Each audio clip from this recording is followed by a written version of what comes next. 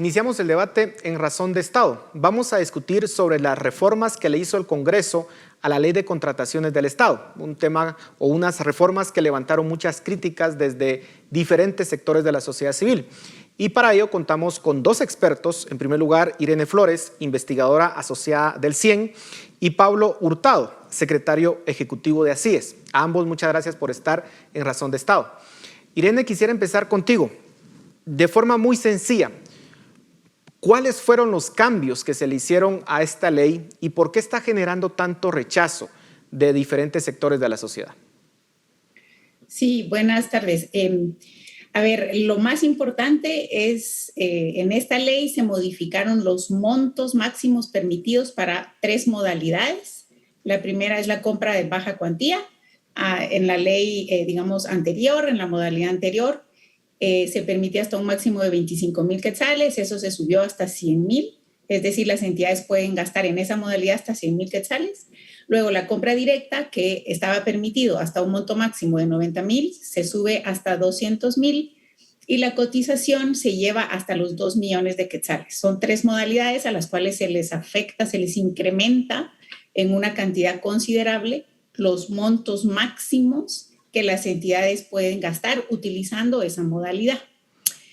Y atendiendo a la segunda parte de tu pregunta, la reacción que eso ha generado es la reacción que genera el estado actual de las compras y lo que percibe la población de lo que sucede con las compras públicas. Ya se percibe en la población que cuando se gasta o se hace referencia a la compra directa, pues ahí se ve más como un proceso opaco, donde no hay rendición de cuentas, ¿verdad? Donde hay espacios de discrecionalidad y corrupción. Pues esa percepción se agrava cuando dicen que el monto para aplicar y ejecutar a través de esa modalidad se amplía. Entonces, la población, digamos, sí percibe que va a ser digamos, un poco más de lo mismo, agravar un poco más el problema de falta de transparencia en la ejecución de esas modalidades. Y desde el punto de vista ya más de un análisis técnico, evidentemente, pues eso es lo que va a suceder, ¿verdad? Si uno pudiera predecir en este momento qué va a suceder cuando se implementen esos procesos, pues tenemos 2 modalidades, la compra directa y la baja cuantía, que son modalidades donde no hay mucho diseño, ¿no?, de la compra, no hay que pensar mucho, la entidad no tiene que pensar mucho en unas especificaciones técnicas, convocar a concursos competitivos, hacer evaluaciones en materias técnicas de los bienes que tienen que comprar. Simplemente es gastar por una necesidad muy concreta para atender problemas de momento, sin ningún tipo de diseño y también, importante, poca fiscalización. Pablo, ¿coincides con ese análisis? ¿Realmente se le está abriendo más las puertas a la corrupción con estos cambios? Sí, definitivamente yo creo que debemos iniciar por el principio. Y esto es, ¿cuál es la naturaleza, cuál es la esencia de una ley de contrataciones o una ley de adquisiciones públicas? Y definitivamente, pues, primero, no es una ley de combate a la corrupción. Es una ley que debe permitir a las entidades públicas dotarse de los bienes, de los servicios, de los suministros que necesita para poder cumplir sus fines, su mandato. Por supuesto, con transparencia, buscando la mejor relación del costo y el dinero que se invierte, con eficacia que sirva para lo que se está comprando y pues la parte de eficiencia también. Entonces, esa es la naturaleza y la esencia que debe tener una ley, un instrumento normativo a través del cual se regula la forma como las entidades públicas compran. Una ley que lleva 11 reformas muy coyunturales, muy casuísticas, como la que ahora estamos analizando, pues definitivamente se aleja cada vez más de ese propósito, de esa finalidad. Si a eso le involucramos o lo incorporamos otros elementos y otros factores que han distorsionado el sistema, pues se vuelve una caja de Pandora sin posibilidad de que el resultado va a ser el esperado. Ahora, ¿estarán de acuerdo de que parte de las reformas que se le tienen que hacer al Estado. Se habla de 4 reformas y esta ley de contrataciones es clave, dado que permite al Estado precisamente comprar insumos, contratar, se presta, si bien no es una ley anticorrupción, lo cierto es que se presta, si no está bien diseñada, para actos de corrupción y para opacidad. Irene, ¿cuáles son los cambios que se le tienen que hacer a esta ley de fondo para que pueda cumplir con 2 criterios? Pablo mencionaba criterio de transparencia, pero también que tenga la flexibilidad para que el Estado en momentos de urgencia pues pueda responder de la forma más rápido posible. ¿Por dónde tienen que ir esos cambios? Sí, yo estoy totalmente de acuerdo. La ley de compras no debe ser un instrumento de combate a la corrupción, debe ser un instrumento que permite ejecución de procesos efectivos, eficientes y que aseguren el valor por dinero de las compras que realiza el Estado. Y ese es uno de los principales cambios que hay que hacer. Y digo hay que hacer, voy a aclarar, a todo el sistema de compras, no solo a la ley, porque cuando se habla de compras públicas, estamos hablando que la ley regula una parte de esos procesos, pero además los procesos, cuando se implementan, entran en contacto con otras leyes, otros cuerpos normativos y con las capacidades institucionales para implementar esos procesos. Entonces, una le voy a llamar línea de reforma de todo el sistema debe ser el principio de incorporar el criterio del valor por dinero en las compras. Debe prevalecer ese criterio, criterios relacionados con la calidad de los bienes, con temas asociados con el mantenimiento, con las entregas, con la logística. Todos esos criterios deben de prevalecer cuando se realizan compras públicas. Y para lograr eso, los estándares internacionales, las buenas prácticas, recomiendan que las modalidades se establezcan en función al objeto de la compra y no en función a los montos. De hecho, establecer modalidades de compra en función a montos es una práctica que va en sentido contrario de lo que te dicen las buenas prácticas. Es una práctica, si quieren verlo un poco así como ya obsoleta, los países que más han avanzado en materia de desarrollar sistemas de compras públicas efectivos y eficientes, tienen modalidades que responden a la naturaleza de lo que se está comprando y no a montos. Ese es un primer gran cambio. Y luego, aquí podemos abundar un montón porque hay un montón de retos, ¿verdad?, que hay que reformar, pero los más importantes, diría yo, el uso de la tecnología. La tecnología en los procesos de compras públicas es crucial. Nuevamente, los estándares y las mejores prácticas requieren que todo ese proceso de compras que es elaborado, sí, o sea, si hay un argumento que puede ser elaborado, trabajoso, se necesita especialidades, etcétera. Ese proceso debe de estandarizarse y utilizar la tecnología para reducir los espacios de discrecionalidad, en donde casi todo lo haga un sistema. Un sistema puede evaluar ofertas, puede comparar ofertas, puede ponderar los criterios, puede recibir ofertas, etcétera. Pablo, en medio de la lucha contra la corrupción, hace algunos años se le hicieron cambios y modificaciones a esta ley de contrataciones, aunque Irene nos aclara muy bien que el sistema de contrataciones del Estado va más allá de esta ley, pero se modificó y parte de las quejas que se le hacían en ese momento era que dificultaba la ejecución del gasto público y de hecho el gobierno pasado ejecutaba, digamos, muy poco en comparación de gobiernos pasados. Y una de las razones era los cambios que se le habían hecho a esta ley, que se pretendía con esos cambios precisamente evitar la corrupción. ¿Por qué no funcionaron esos cambios si se supone que se discutieron en su momento con sociedad civil y, repito, se hicieron en un momento en que se estaba luchando contra la corrupción? Justamente porque se hicieron dentro de un contexto y con un propósito, con una motivación asociada directamente a los escándalos de corrupción que se habían presentado. Entonces, muchas de las disposiciones, mucho de lo que se fue implementando fueron prohibiciones. Eso, sumado al temor de los procesamientos penales y todas las situaciones que se dieron, pues es de sentido común. La forma de evitar meterme en problemas es no hacer nada. Y entonces no se ejecutaba. Si no se ejecuta, el Estado no puede cumplir sus fines. Y las necesidades de la población en el último lugar de las prioridades. Entonces, nuevamente, por eso es importante es la incorporación de esos mecanismos, de esas herramientas. Se ha hablado, por ejemplo, de catálogos electrónicos.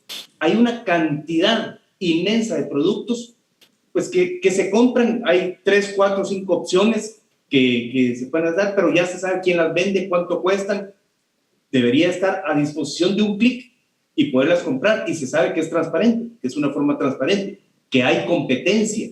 Otro de los elementos fundamentales es, no puede ser que en los tiempos para pagarle a los proveedores tienen dos grandes efectos. Primero, solo las empresas que tienen una enorme liquidez pueden o se interesan en venderle al Estado, porque van a aguantar los 6 meses, 1 año o más a que le paguen. Y segundo, que ese financiamiento que está dando la empresa va incrementado en los costos.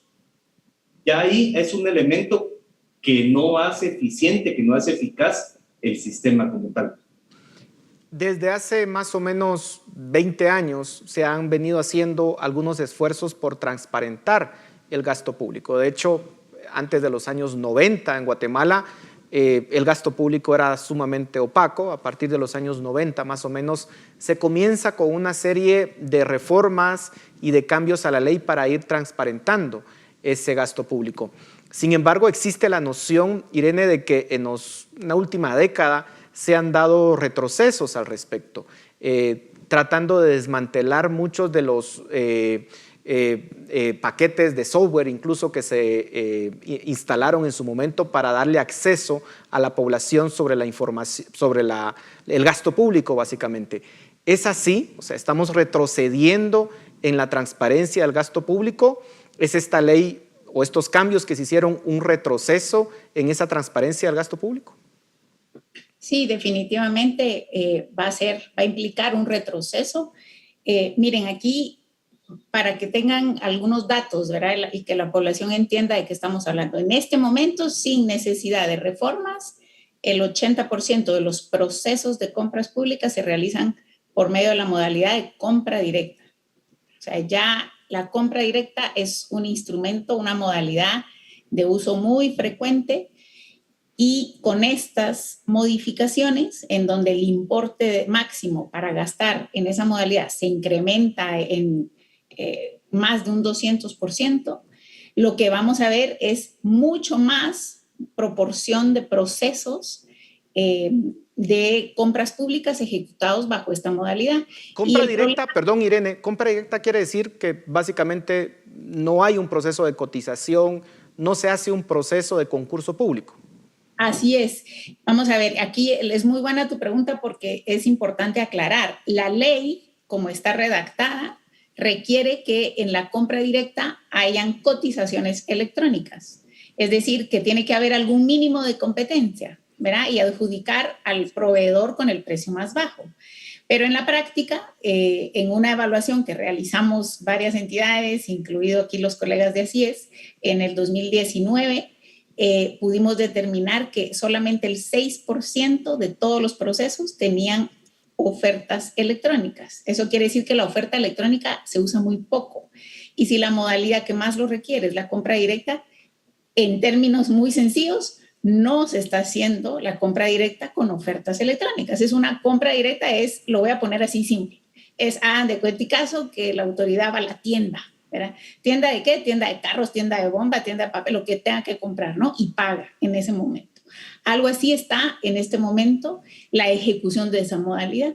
Y entonces, obviamente, ahí no hay transparencia porque no sabemos, como dije antes, no hay autoridad responsable, no hay capacidad de fiscalización, no hay publicación de información, todo se conoce ex post, no podemos saber si fue competitivo o no. Es muy difícil esa fiscalización, por lo tanto, sí, sube la transparencia. ¿Cuál debería ser la ruta para poder modificar todo este sistema de contrataciones del Estado? Los tanques de pensamiento han puesto bastantes recursos para analizar este sistema de contrataciones, de hecho haciendo alianzas con otros actores de la sociedad civil. Sin embargo, pareciera que la élite política del país no no atiende esas sugerencias técnicas para poder transformar realmente nuestro sistema de contrataciones. Pablo, ¿cuál debería ser esa ruta? Si realmente el Congreso quiere hacer un ejercicio de transformación del Estado, ¿cuál debería ser la ruta a seguir? Bueno, yo creo que el escenario ideal sería, bueno, miren, aquí hay una nueva ley, hay un nuevo sistema de adquisiciones públicas. Sin embargo, eso requeriría la confluencia de demasiados factores, demasiada voluntad política, que lo hace poco viable al día de hoy. Yo creo que hay que ir emprendiendo esto como un proceso. Por ejemplo, y yo creo que también hay que reconocerlo y destacarlo, el actual director general de adquisiciones del Estado está muy convencido de los procesos electrónicos, de que se implemente la firma electrónica. Pues tenemos que apoyar ese tipo de procesos, tenemos que impulsarlos, porque aunque no van a ser de un día para otro el cambio total al sistema, sí van a ayudar a sentar esas condiciones. ¿Qué otros elementos? La planificación. Comprar en el Estado, comprar por parte del Estado, no debe ser un tema de ocurrencias. ¿Qué se me ocurre comprar hoy? Tiene que responder a las políticas, a los proyectos, a los programas que tienen establecidos y poderlo ir ejecutando, justamente como el término técnico lo establece. No es de ponernos a pensar a ver qué se nos ocurre, a ver qué hacemos. Si existe una buena planificación y se obliga que no se compre nada que no esté planificado, por supuesto, es necesario que exista un sistema, como ya lo mencionabas, Paul, para atender las emergencias. Todos los años nuestros países sufren efectos del cambio climático, la pandemia, pues no digamos, pero todos los años ocurre una emergencia, una erupción volcánica, lo que sea. Y el Estado no está maniatado para poder responder inmediatamente a eso. Nos quedan 2 minutos y quisiera preguntarle rápidamente a ambos. Se hicieron estas modificaciones, pero para que entren en vigencia tienen que pasar todavía por un proceso. ¿Se puede detener esta aprobación, esta modificación? Ya algunas cámaras empresariales se han manifestado pidiendo que se detengan estas modificaciones porque, así como ustedes lo han expresado, abriría más la puerta a la corrupción y a la opacidad. ¿Se puede detener, Irene, y cuáles son el camino para detenerlo? Sí, yo tengo entendido que está ahorita en el espacio que queda es el veto del presidente. Ahí podría haber un espacio para detener la implementación oficial de estas reformas. Pienso que es necesario, es importante hacerlo.